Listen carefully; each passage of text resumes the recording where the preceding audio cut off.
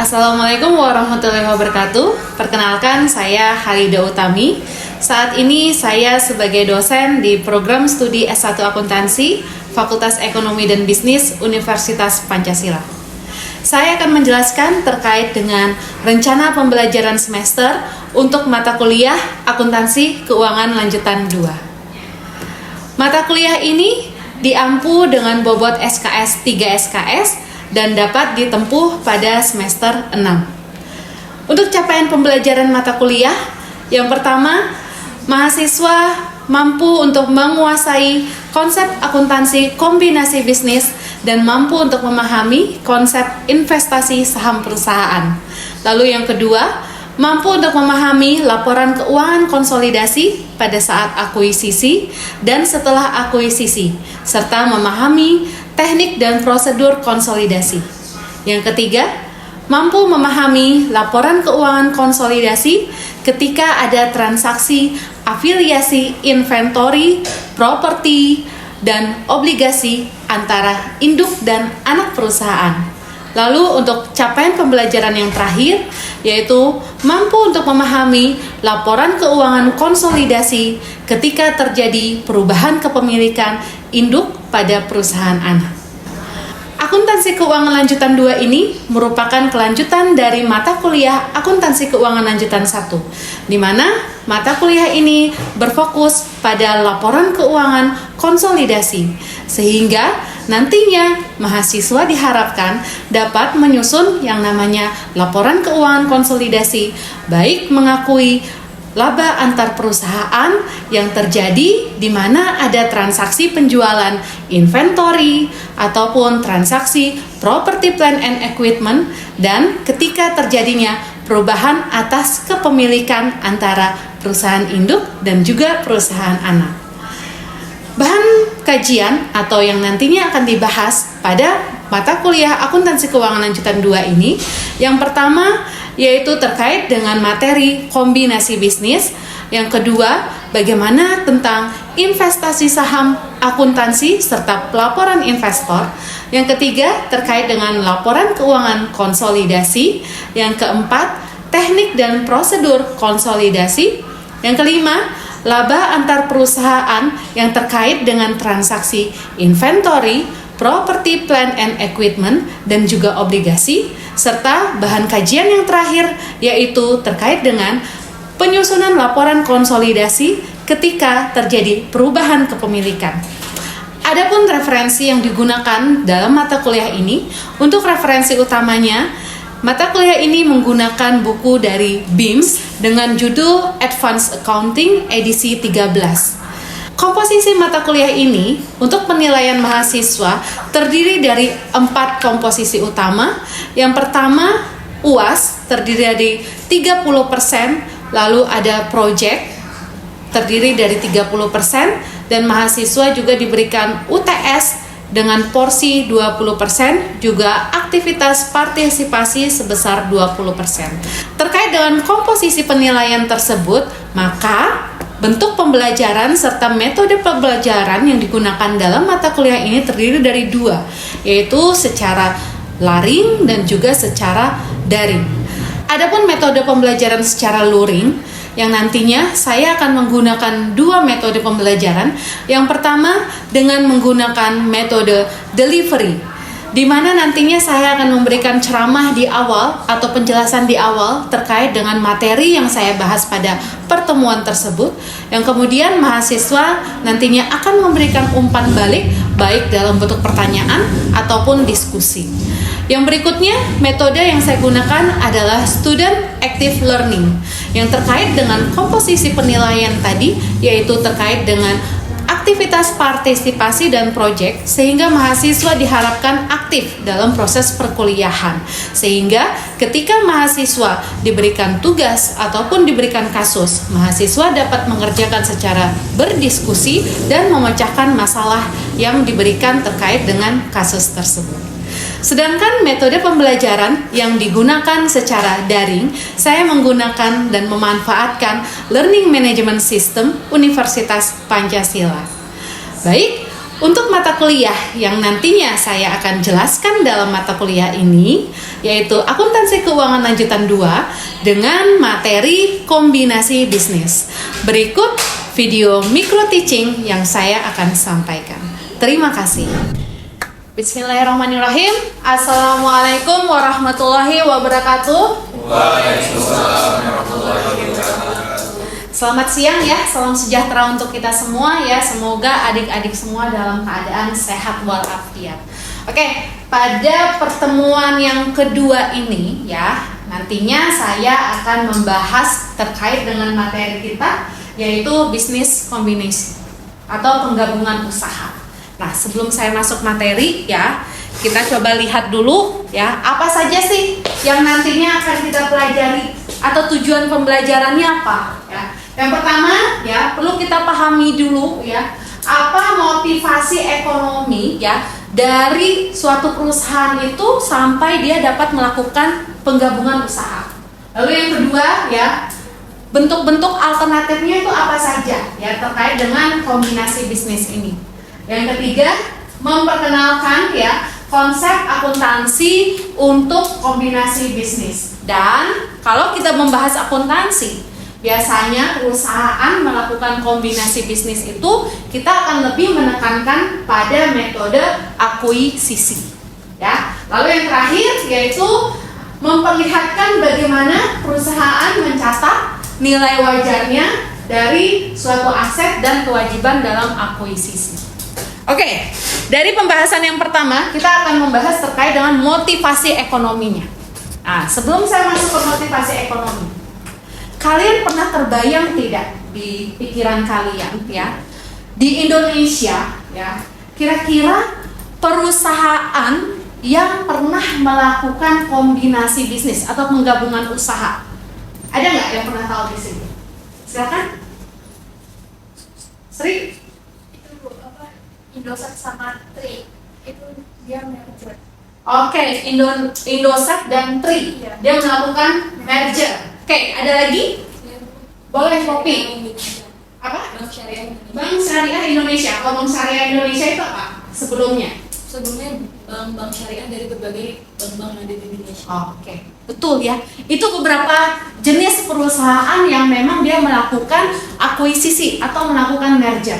Nah, nanti kita lihat nih. Yang tadinya Poppy bilang Bank Syariah Indonesia, dia itu merger dari bank-bank syariah di Indonesia menjadi satu bentuk, yaitu Bank Syariah Indonesia. Nanti kita lihat jenisnya. Kalau yang seperti itu jenisnya merger atau akuisisi. Nah, kembali lagi ke sini. Kita lihat motivasi ekonominya apa? Perusahaan itu melakukan merger atau akuisisi atau kombinasi bisnis. Yang pertama salah satunya ya, dengan melakukan kombinasi bisnis ya, tipe-tipenya dulu ya, menyatukan entitas bisnis yang sebelumnya tadi terpisah-pisah ya menjadi satu. Padahal kan kalau kita lihat ya tadi Bank Syariah ya, sebenarnya objek atau tujuannya sama ya, jenis usahanya itu sama-sama di bidang syariah. Berarti kan dia terpisah-pisah, sekarang melebur menjadi satu, yaitu BSI. Lalu yang kedua, kita melihat integrasi horizontal dari lini bisnis dan juga dari jenis pasar yang sama tadi, sama-sama di syariah. Ya, tadi juga Indosat dan Tri ya, itu sama-sama dari telekomunikasi ya. Nah, lalu misalnya poin yang keempat terkait dengan konglomerasi atau tidak terkait dan beragam produk atau jasanya. Ya, jadi ini beberapa tipe dari bisnis kombinasi. Alasannya apa? Ya, perusahaan itu melakukan kombinasi bisnis. Pertama, kalau perusahaan itu melakukan kombinasi bisnis, minimal perusahaan mendapatkan kemanfaatan biaya dengan ada resiko yang lebih rendah. Terus nantinya ya perusahaan dapat melakukan akuisisi atas aset yang tak berwujud. Nah, ini salah satu yang nantinya terkait dengan ketika kita melakukan akuisisi, apa yang didapat oleh perusahaan. Ya. Lalu yang terkait dengan bisnis juga manfaat pajak lainnya. Ya. Jadi ketika perusahaan melakukan penggabungan usaha ya, nanti dari sisi pajak dia bisa berkurang ya, atau mungkin lebih kecil selama itu lini usahanya sama.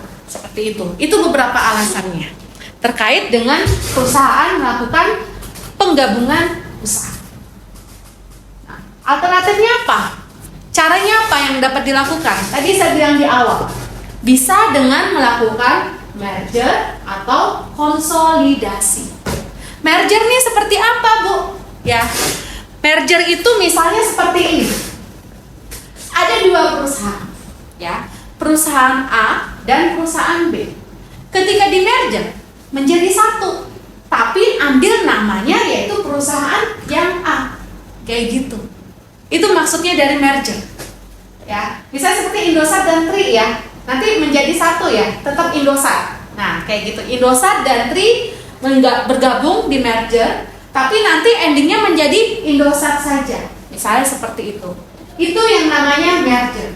Jadi perusahaan A membeli saham perusahaan B dari para pemegang sahamnya dengan kas, aset lain, atau sekuritas utang atau ekuitas perusahaan A.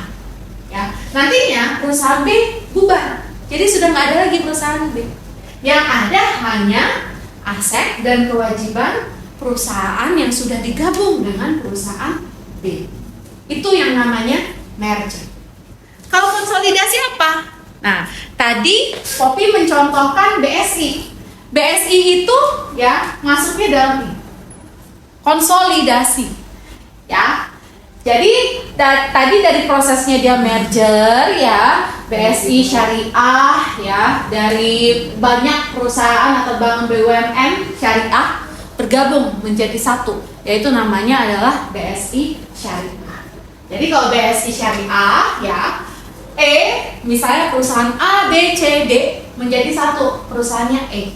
Nah, jadi perusahaan D dibentuk dengan mengakuisisi saham perusahaan E dan F dari pemegang saham mereka masing-masing dengan mengeluarkan saham perusahaan D. Misalnya seperti itu. Perusahaan E dan F melebur. Ya, melebur. Berarti sudah tidak ada lagi nih, ya. Jadi yang bertahan hanya perusahaan D. Jadi itu bentuk dari penggabungan usaha. Ya. Sampai di sini adik-adik yang ada yang mau ditanyakan? Silakan. Ada yang mau ditanyakan? Mas, mau tanya? Mungkin lebih untung mana kita memilih konsolidasi dibandingkan dengan merger itu? Oke, mana yang lebih menguntungkan ketika perusahaan melakukan konsolidasi atau merger? Kembali lagi ke tujuannya. Tujuannya di awal. Tujuan dia melakukan kombinasi bisnis itu apa? Ya. Kalau misalnya merger bisa jadi ya, ini kedua jenis ini misalnya Indosat dan Tri menjadi Indosat, ya, Tri-nya habis, sudah tidak ada. Bisa jadi si Tri dia mengalami masalah keuangan, misalnya seperti itu. Bagaimana caranya? Mau tidak mau dia menjual seluruh asetnya dia ke perusahaan Indosat.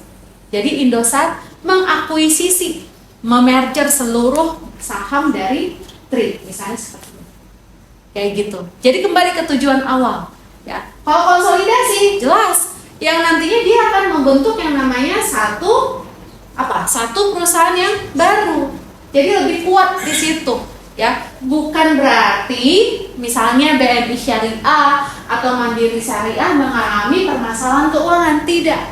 Ya, bisa jadi dengan dibentuknya satu, selama itu bidang ilmunya sama, di pasar yang sama, sama-sama syariah. Siapa tahu nanti di pasar akan menjadi lebih kuat persaingannya. Jadi kembali ke tujuannya masing-masing. Ya, begitu ya Mas ya. Oke. Kita lanjut ya, adik-adik. Bagaimana konsep akuntansinya? Jadi ini yang dimaksud dengan kombinasi bisnis. Jadi merupakan transaksi atau peristiwa di mana pengakuisisi memperoleh kendali dari satu atau lebih bisnis lainnya. Kayak gitu ya teman-teman. Nah, sekarang saya berikan contoh.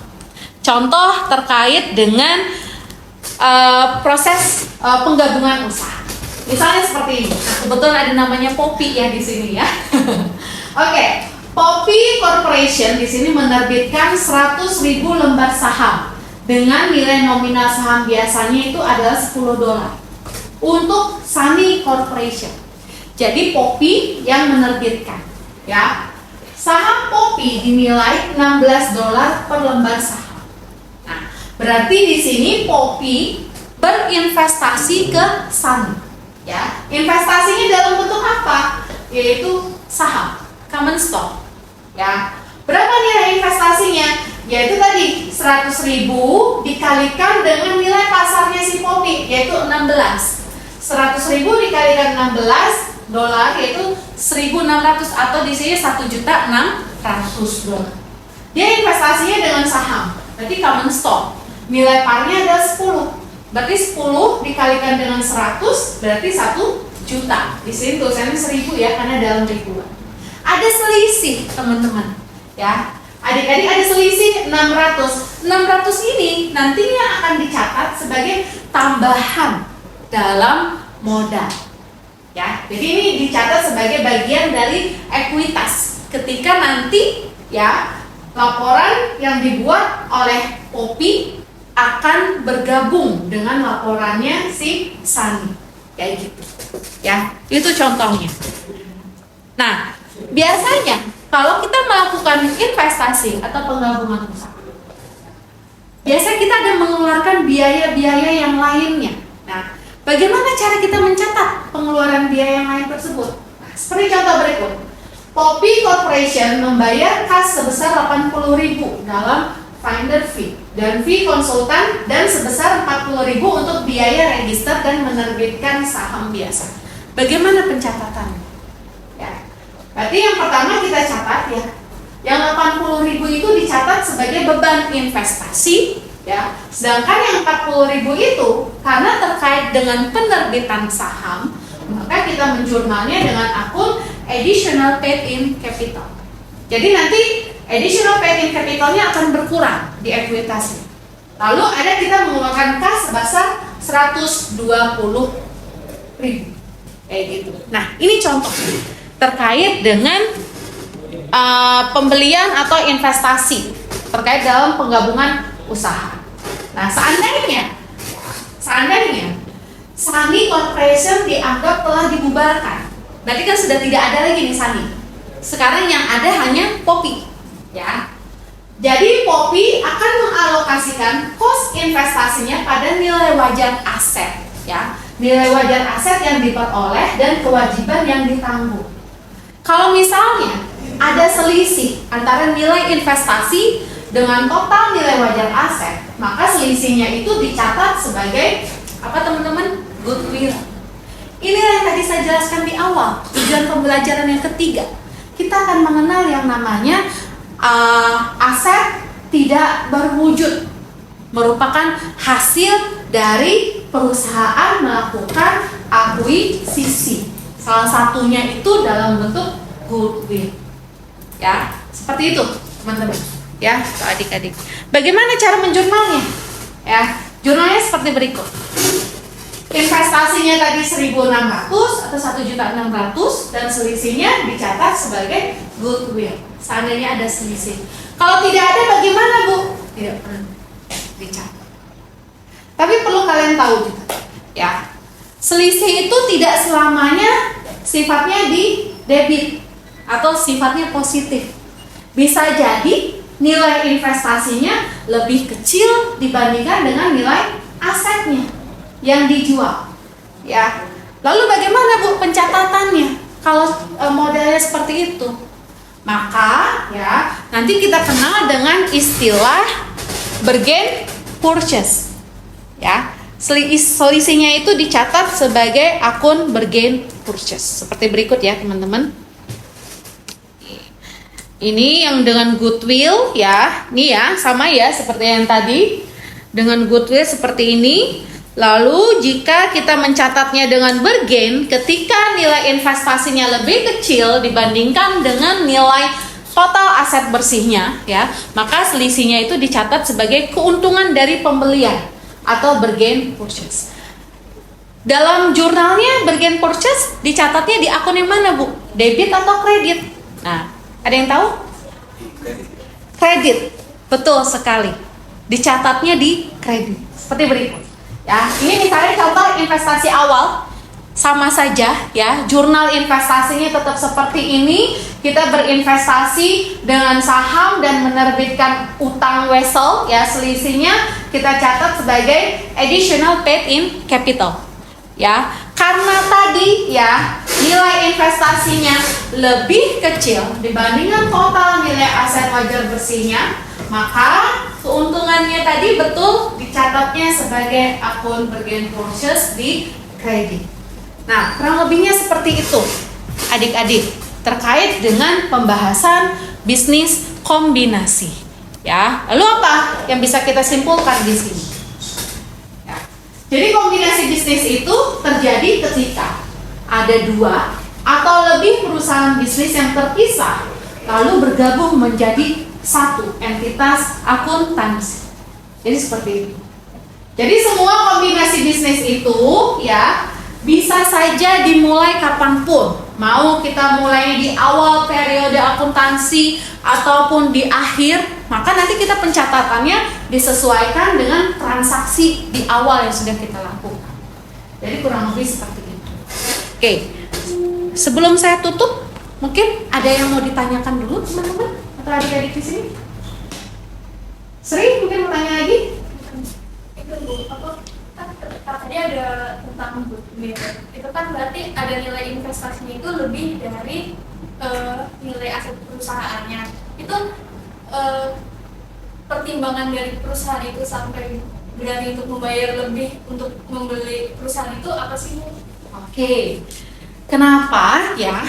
Kalau kita berbicara goodwill itu bukan dalam bentuk barang ya. Dia itu aset yang memang sifatnya dia tidak berwujud ya. Dia muncul karena adanya proses, salah satu prosesnya tadi akuisisi. Malah kenapa nih perusahaan kok mau beli?